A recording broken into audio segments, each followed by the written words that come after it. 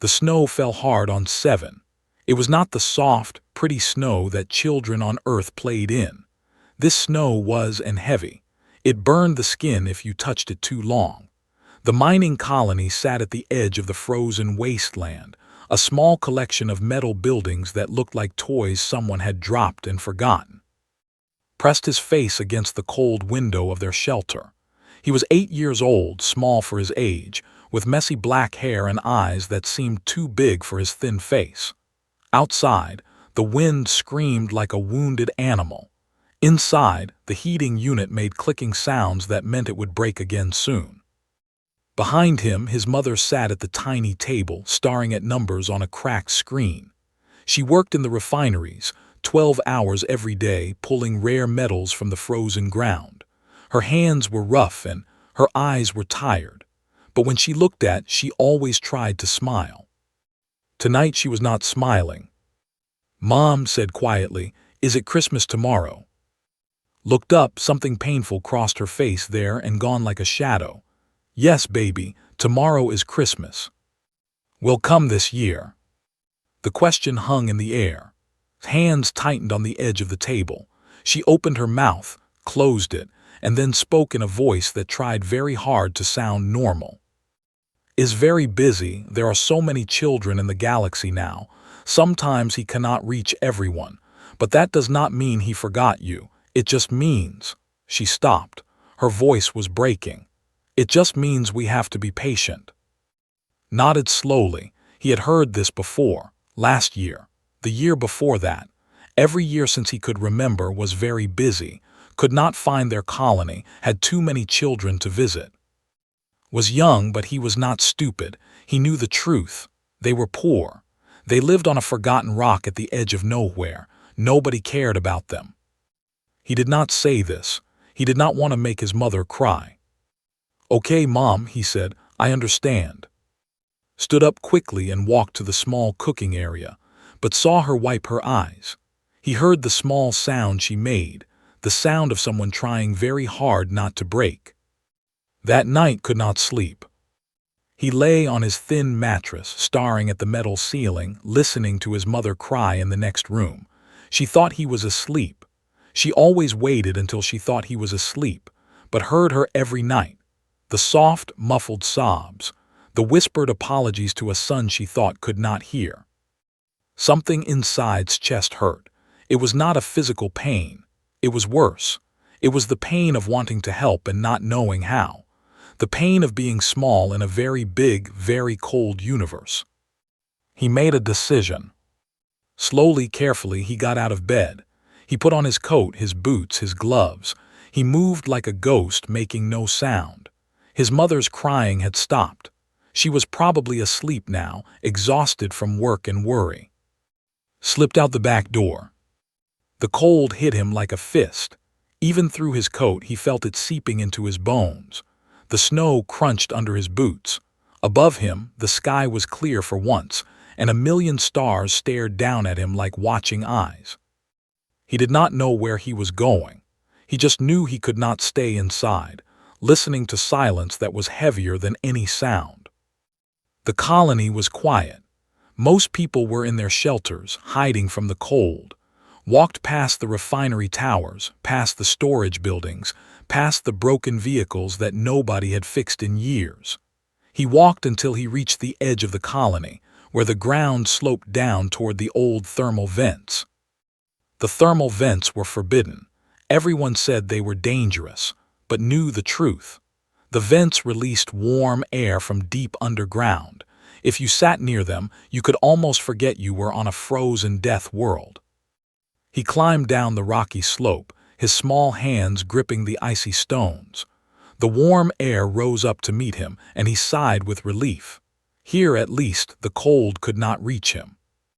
He found a flat rock and sat down, looking up at the stars. Somewhere out there, he knew, was Earth. The home world. The place where Christmas had started, where children played in real snow and visited every house. He had seen pictures. He had watched old videos. It looked like a dream.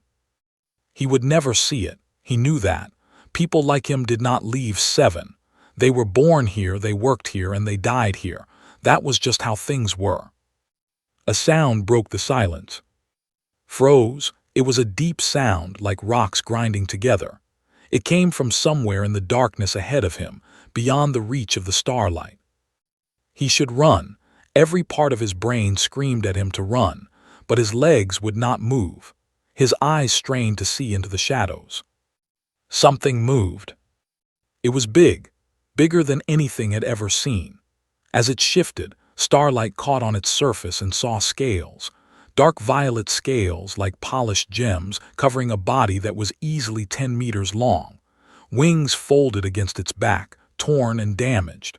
A long neck rose from massive shoulders, and at the end of that neck was a head with eyes that glowed like dying embers. A dragon. Had learned about them in school. One of the oldest species in the galaxy, warriors and conquerors who had ruled the stars when humans were still living in caves. They were dangerous. They were powerful. They did not like other species. Every child knew to fear the. But this one was not attacking. This one was lying on the warm ground near the vents, its great body curled like a wounded animal. Its breathing was slow and heavy. Dark liquid that might have been blood stained the rocks beneath it. Stared at the creature. The creature stared back. For a long moment, neither of them moved. Then slowly walked forward. His heart was pounding so hard he could hear it in his ears, but he did not stop. He walked until he was close enough to touch the dragon's massive head. He sat down on the warm ground, just a few feet away from a creature that could kill him with a single thought. "You look cold," he said quietly. "Are you lost too?" The dragon's ember eyes blinked, once, twice. And in the cold darkness of Christmas Eve, an 8-year-old human boy and an ancient dying dragon simply looked at each other, two lonely souls at the edge of the universe. The dragon did not kill. This surprised a little, and it surprised the dragon a lot. For a long time, neither of them spoke. The warm air from the thermal vents rose around them, creating a small pocket of comfort in the frozen world. The stars watched from above, silent and distant. Finally, the dragon moved. Its great head lifted slightly, and its ember eyes studied the small human child with something that might have been confusion. "You are not afraid." The dragon's voice was deep and rough, like thunder rolling through mountains. It spoke in the common galactic language, the words slow and careful. "Thought about this. I am a little afraid," he admitted, "but you look hurt and sad. It is hard to be scared of someone who looks so sad." The dragon made a sound. It might have been a laugh, it might have been something else. "You are strange, small creature." "My name is," the boy said. "What is your name?" Another long pause. The dragon seemed to be thinking about whether to answer. Its eyes, those glowing ember eyes, flickered with ancient light. "My name is," she said finally. "That is not my true name. My true name is very long and requires sounds your throat cannot make, but will serve." Repeated, "That is a nice name." "It is a fragment of a name, a shadow of a name like me." The dragon's head lowered back to the ground. "Why are you here, small? Why are you not in your shelter with your family?" Picked up a small stone and turned it over in his gloved hands. "My mom was crying," he said quietly. "She thinks I do not hear her, but I always hear her. She cries because she works so hard and we still have nothing. She cries because tomorrow is Christmas and will not come again." "What is Christmas?" asked. "What is?" Looked up at the dragon with surprise. "You do not know about Christmas." "I am 3,000 years old, small one. I have seen empires rise and fall. I have watched stars die. But I do not know every custom of every species in the galaxy. Tell me about this Christmas." So told her. He explained how Christmas started on Earth, long ago, before humans ever went to the stars. He explained about the winter celebrations, about families coming together, about giving gifts to the people you loved. He explained about the magical figure who brought presents to children who were good. "The presents come at night," said, his eyes bright despite everything. You put up a tree and you hang lights and you wait. And in the morning, if you were good, there are gifts under the tree. That is what the stories say.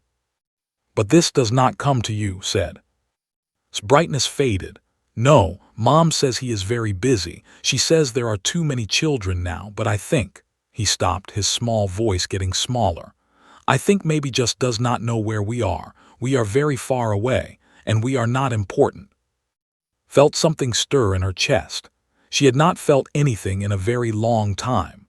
After 3,000 years, after losing everyone she ever cared for, she had learned to make her heart into stone.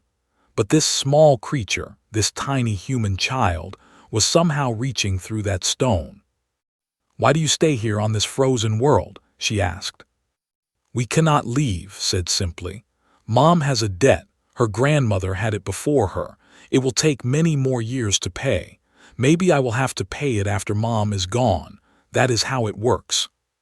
That is unjust. That is how it is. Such simple words, such painful acceptance, had conquered worlds, had burned civilizations that dared to oppose her people. But she had never seen courage like this. The courage of a child who knew the universe was unfair and chose to keep going anyway. What about you? Asked. Why are you here? Why are you hurt? Was quiet for a long time. The warm air rose around them. The stars continued their silent watch. I came here to die, she said finally. His eyes went wide. To die, why? Because I am old, small one. Because I am tired. Because everyone I ever loved is gone, and I did not want to keep living in a galaxy that felt so empty. She paused, her ancient voice softening. Among my people, when we feel our end coming, we find a quiet place away from everyone and we let go. I thought this frozen rock would be a good place, cold and forgotten like me. Was quiet for a moment. Then he reached into his coat pocket and pulled out something small and rectangular, a protein bar wrapped in faded packaging. Here, he said, holding it out toward the massive dragon, you should eat something. Stared at the tiny offering. It was smaller than one of her scales. It probably tasted terrible. It was, by any measure, a completely ridiculous gift to offer an ancient cosmic dragon. I cannot eat that, she said. You should try.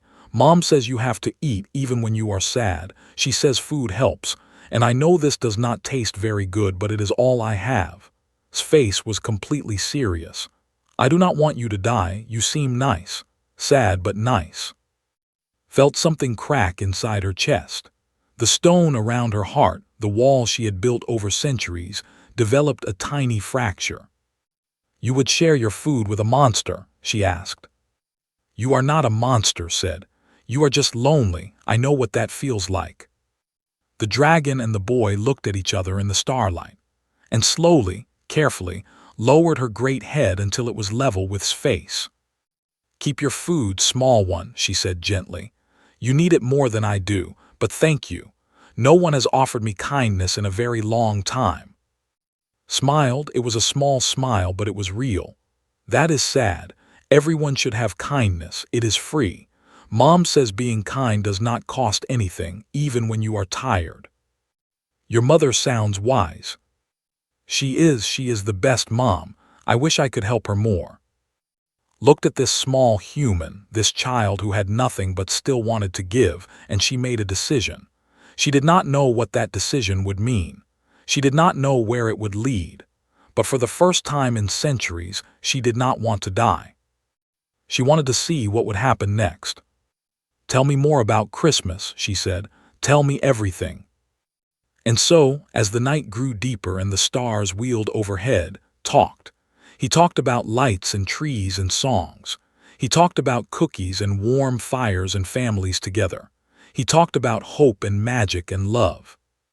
And the ancient dragon listened, and felt something she had forgotten she could feel. She felt alive. The night was growing old, but neither nor wanted to leave. They had moved closer together as the hours passed, sat with his back against the dragon's warm side, her massive body blocking the worst of the cold wind. It felt strange and wonderful at the same time, like leaning against a living mountain. You said you are 3,000 years old, said, looking up at the stars. That is very, very old. What is the oldest thing you remember? Thought about this. Her memories stretched back so far that some of them felt like dreams. Worlds she had visited that no longer existed.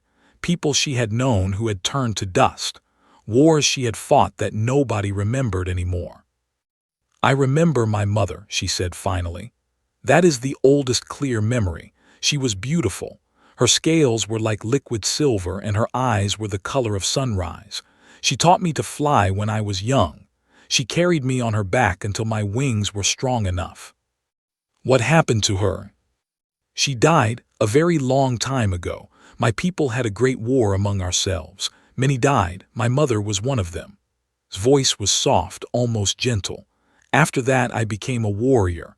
I thought if I was strong enough, if I was powerful enough, I would never feel that kind of pain again. Did it work?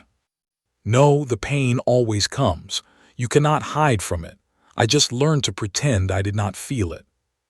Nodded slowly as if this made perfect sense to him. I do that sometimes too. When Mom is sad, I pretend I am okay so she does not worry more.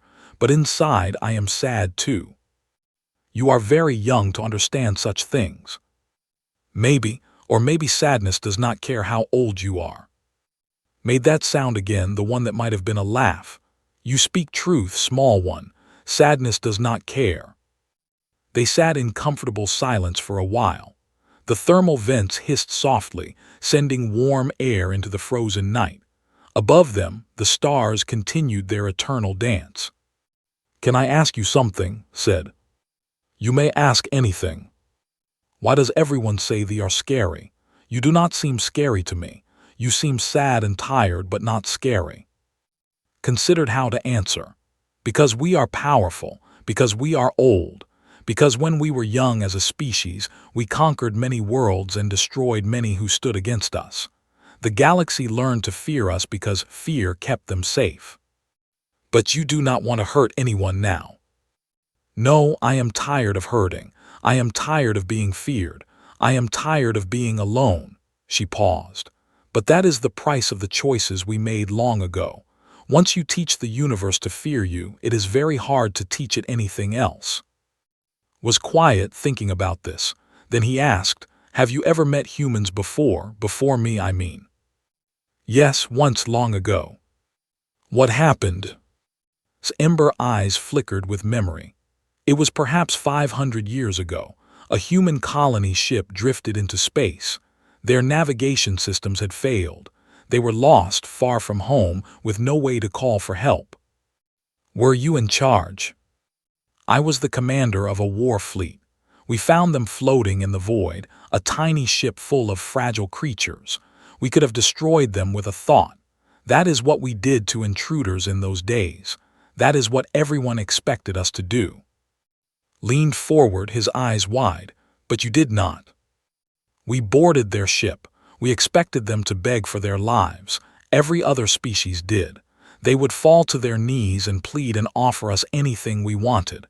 We were death walking. That is what we were used to. What did the humans do? His voice changed, becoming softer, almost wondering. They invited us to dinner. Blinked to what? Their captain, a woman with hair and kind eyes, she looked at me and my warriors and she smiled. She said, you must be tired after such a long journey. Please come eat with us. We do not have much, but what we have, we share. She was not afraid. She was terrified. I could smell it on her. They all were. But they hid their fear and offered us food anyway. They gave us their best. Something called coffee and bread with butter and some kind of sweet cake. They played music for us. They told us stories. They treated us like guests, like friends, even though they knew we could kill them all in an instant. Smiled. That sounds like something Mom would do. She always says being kind does not cost anything. We did not destroy them, continued. We could not understand them. We had never met a species that responded to death with hospitality. It confused us. It made us curious. So we repaired their navigation systems and sent them on their way. You helped them. Yes, we helped them. and we never forgot them. That was humanity's first great victory against not with weapons, not with technology, with kindness that made no sense. Laughed a bright sound in the cold night. Humans are weird. Yes, you are very weird, but it is a good kind of weird. Turned her great head to look directly at the boy. You have something your species, something the rest of the galaxy does not understand. You are small and weak, and your lives are short. By every measure, you should have failed. You should have been conquered or destroyed long ago, but you keep going, you keep being kind, you keep hopping, and somehow that changes things. Is that why you did not kill me when you saw me?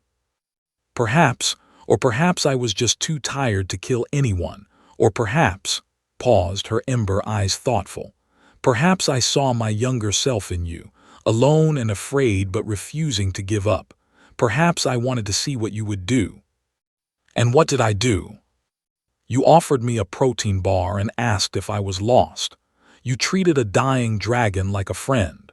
You showed me that maybe, even after 3,000 years, there were still things in this galaxy that could surprise me. Grinned, Mom says surprises are good. She says they keep life interesting. Your mother is very wise indeed. The boy yawned suddenly, his small body reminding him that he was still young and still human and still needed sleep. But he did not want to leave. He felt safe here, against the warm side of the ancient dragon, safer than he had felt in a long time. He said sleepily, "Yes, small one. I am glad I found you. I am glad you are not dying anymore." Felt the crack in her heart widen. The stone was crumbling now, falling away piece by piece. She had come here to die alone. Instead, she had found something she had not known she was looking for. "I am glad too," she whispered. "I am glad too." And as eyes began to close, the ancient dragon curved her body protectively around him, shielding him from the cold, keeping him safe through the long night. She had come to this world to end her story. But maybe, she thought, maybe this was just the beginning of a new one. Dawn came slowly to 7. The sun rose like a pale coin behind clouds, casting weak light across the frozen landscape. The snow had stopped falling, and the world was quiet in the way that only cold places can be quiet. Woke up warm. For a moment he did not understand. He was used to waking up cold with stiff fingers and aching joints. But right now, he felt like he was wrapped in the softest, warmest blanket in the galaxy. Then he remembered. He opened his eyes and saw violet scales all around him. Had curled her great body into a circle during the night, with at the center. Her massive wings were spread over him like a tent, blocking the wind and holding in heat. "Good morning, small one," said. Her ember eyes were open, watching him with something that looked almost like affection. "Did you sleep?" asked, sitting up and rubbing his eyes. "Dragons do not sleep the way humans do. We rest, but we are always aware. I watched over you through the night. Like a guardian. Like a friend." Smiled at that, but then his smile faded as he remembered something important. "Mom, she will be worried. I have to go home." He scrambled to his feet, suddenly panicked. His mother would have woken up by now. She would have found his bed empty. She would be searching for him, scared and crying and blaming herself. "I will take you," said, slowly uncoiling her massive body. "But you are hurt. You should rest." "I am old, not helpless. The wounds are healing, and I will not let you walk back alone." She lowered her head to his level. "Besides, I would like to meet this mother of yours. I want to thank her." "Thank her for what?" "For raising a child who could teach an ancient dragon how to feel again." They walked together through the morning. Moved slowly, favoring her injured side, but she moved with purpose. Walked beside her, his small hand touching her leg every few steps, as if to make sure she was still real. The colony was waking up. People were emerging from their shelters, heading to their work assignments. When they saw the dragon, they froze. Some screamed. Some ran. Others just stood with their mouths open, too shocked to move. "It is okay," called out to them. "She is my friend, she will not hurt anyone." Nobody believed him, but nobody tried to stop them either. What could they do against a? They reached shelter just as came running out the door. She was still in her night clothes, her hair wild, her eyes red from crying. She had been searching for her son all night, going door to door, calling his name into the darkness. When she saw him walking toward her, she let out a cry that was half relief and half terror. Then she saw what was walking beside him. Stopped, her body went rigid. Every instinct told her to grab her son and run, to put herself between him and the monster, to do anything to protect him. But was smiling, and he was holding the dragon's leg like it was the most natural thing in the world. "Mom," he said, she was alone on Christmas too. I found her last night. She was hurt and sad and I stayed with her. I am sorry I made you worry." His eyes moved from her son to the dragon. The dragon looked back at her with those ember eyes, and something passed between them. Woman to woman, mother to ancient soul, a recognition that went beyond words. "Your son," said, her voice surprisingly gentle, "found me when I was lost. He showed me kindness I did not deserve. He saved my life." "He saved your life." The voice was barely a whisper. "I came to this world to die. I had given up. But your son sat beside me in the cold and offered me food and told me about Christmas and reminded me that life still had meaning. He is," paused, searching for the right words, "he is extraordinary." Looked at her son. This small, thin, stubborn boy who had slipped out in the middle of the night and somehow befriended the most dangerous species in the galaxy. She should be angry, she should be terrified, but all she felt was a fierce, burning pride.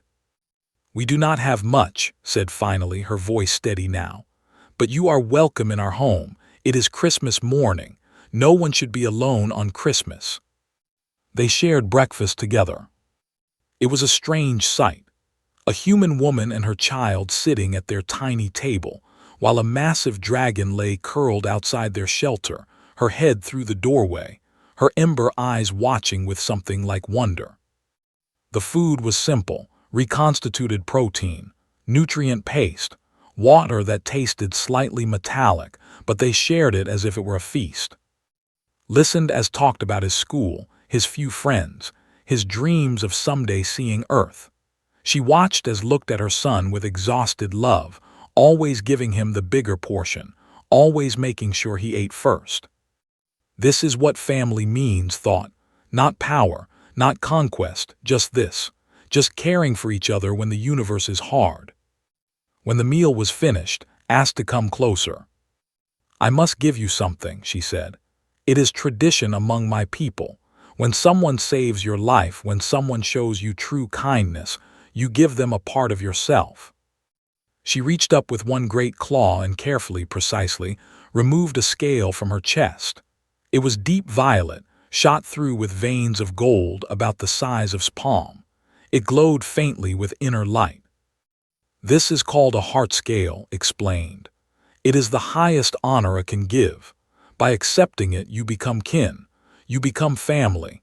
Any who sees this will know that you are under my protection and under the protection of my entire bloodline." Stared at the beautiful scale in his hands. "Really? But I did not do anything special. I just talked to you." "You just talked to me," repeated. "In 3,000 years, no one has ever just talked to me. They begged, they fought, they ran, but you asked if I was lost. You offered me a protein bar. You told me about Christmas and in hope." Her ember eyes glowed brighter. "You reminded me that the universe still has good in it. That is the most special thing anyone has ever done for me." Looked at his mother. Eyes were filled with tears, but she was smiling. "Thank you," said Tu, holding the scale against his chest. "I will keep it forever." "I know you will, small one. I know you will." Looked out at the sky, at the weak sun trying to break through the clouds. She had come to this world to die, but now she had a different purpose. "I must leave soon," she said. "I must return to my people. There are things I need to do, but I will come back, I promise you that." "Will you really?" asked. "Yes, I will really, And when I do, things will be different, she looked at. That debt you carry, the one your grandmother passed down, I will not forget about it. You do not have to, started. I want to, your son gave me back my life. Let me give you back yours, that is fair, is it not? Opened her mouth to argue, but something in the dragon's eyes stopped her. This was not charity. This was balance. This was one soul repaying another for an impossible gift. Thank you, said simply. Smiled. It was strange to see a dragon smile, but somehow it was beautiful. Merry Christmas, she said. That is the correct phrase, is it not? Laughed, yes, Merry Christmas. And as the ancient dragon spread her great wings and rose into the sky, stood with his mother and watched her go, the heart scale warm against his chest, feeling for the first time in his life that maybe, just maybe, the universe was not as cold as it seemed. 1 month passed. Life on 7 continued as it always had. The miners went to work. The refineries churned. The snow fell and fell and fell. Went to school and helped his mother and looked at the heart scale every night before bed, wondering if he had dreamed the whole thing. He had not told anyone what happened. Who would believe him? A poor mining colony boy, friends with a warrior. They would laugh at him. They would call him a liar. Better to keep it secret, to hold it close like a treasure. But then the ship came. It appeared in the sky without warning, a massive vessel of dark metal and glowing lights.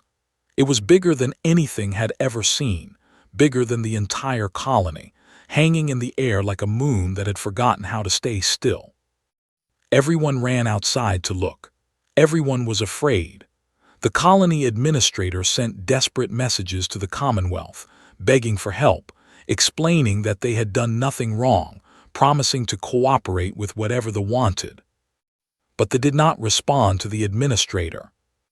A smaller craft detached from the great ship and descended toward the surface. It landed at the edge of the colony, and the doors opened and walked out. She looked different now. Her wounds were healed. Her scales gleamed like polished jewels. She wore armor of gold and silver, covered in symbols that marked her as someone important.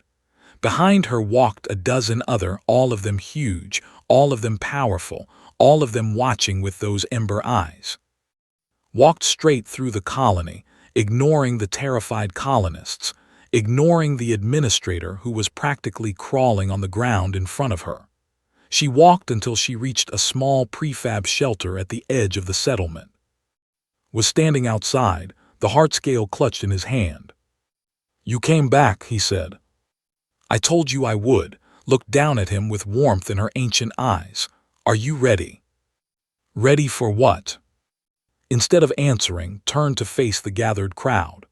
By now, everyone in the colony had followed her, standing at a safe distance, watching with a mixture of fear and fascination. I am of the, she announced, her voice carrying across the settlement like rolling thunder.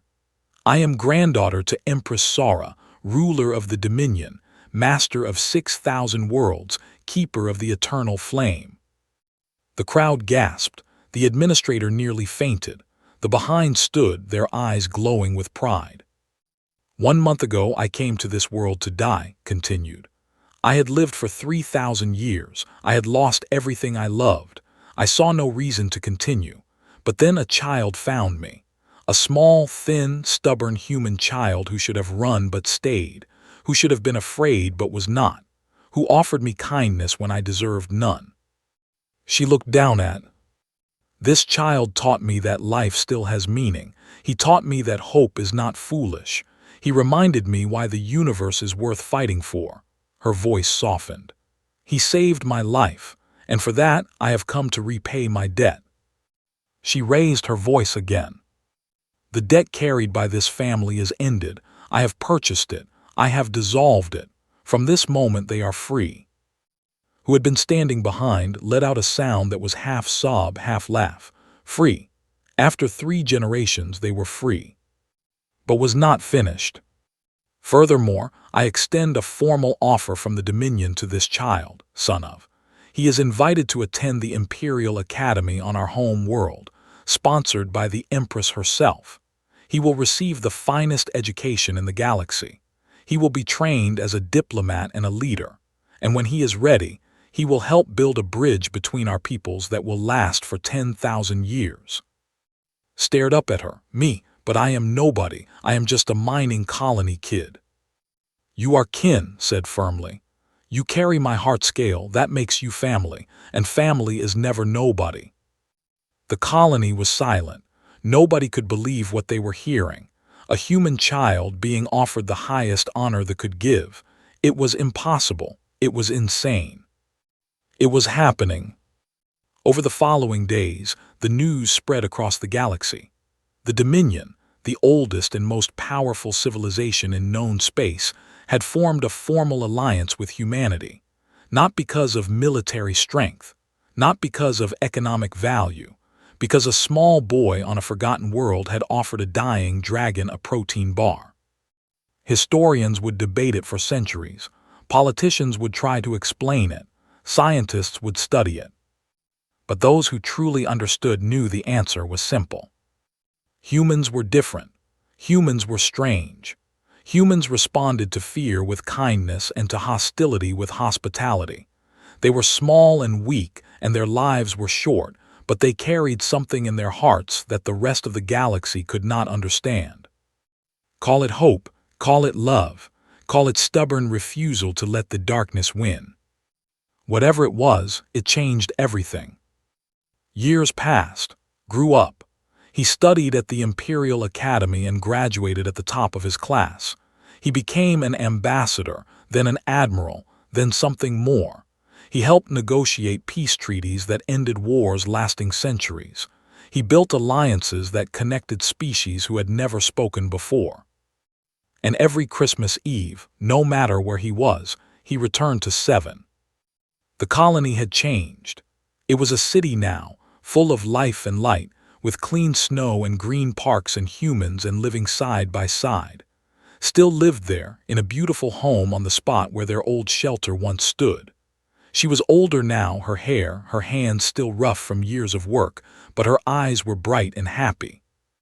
And at the thermal vents at the edge of the city, a massive violet dragon always waited. You came, said, as she said every year. Of course, replied as he replied every year. It is Christmas. No one should be alone on Christmas. They sat together in the warm air, watching the stars, two souls who had found each other in the darkest moment and refused to let go. They ask me sometimes, said, how humanity rose so far so fast, how we went from a young, weak species to allies of the most powerful civilization in the galaxy. What do you tell them? He smiled, the same smile he had given her all those years ago on that cold Christmas Eve. I tell them the truth. We just kept being kind, even when it did not make sense, especially when it did not make sense. That is what humans do. That is what we have always done. Looked at him, this man who had once been a frightened boy offering her a protein bar. He had changed so much. And yet, in every way that mattered, he was exactly the same. Your mother was right, she said. About what? About everything. Being kind does not cost anything. Everyone should have kindness, and surprises keep life interesting. Laughed, the sound echoing off the rocks. She was always the wise one. They sat in comfortable silence as the stars wheeled overhead. And somewhere in the hearts of everyone who heard their story, a simple truth took root and began to grow. Kindness is never wasted. Love is never foolish. And sometimes, the smallest gesture from the smallest person can change the entire galaxy. This is what it means to be human. This is why humanity rises.